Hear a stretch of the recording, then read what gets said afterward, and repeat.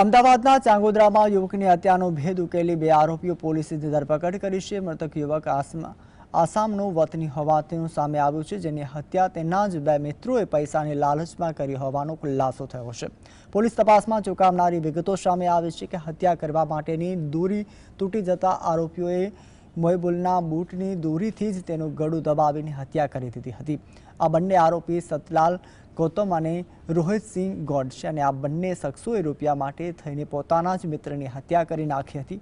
હાલ તો પોલીસે આરોપીઓને ઝડપી આગળની કાર્યવાહી પણ હાથ ધરી છે। આ વખતે જો 1-2 દિવસ પછી જે એક ગુમ જાણવા જોગ સેમ પોલીસ સ્ટેશનમાં દાખલ થઈ હતી और આ ગુમ જાણવા જોગની તપાસ કરતા ખબર પડી કે જો એ જે ગુમ થયો છે એ માણસની જે કોઈ સિમ કાર્ડ કોઈ યુઝ કરેલું છે और એને આધારે જો અમે એ આરોપી સુધી પહોંચ્યા, એ આરોપીને અમે પૂછપરછ કરી और પૂછપરછ કરી તો જે આરોપી જે તમામ વસ્તુનું જે કબૂલાત કરી હતી।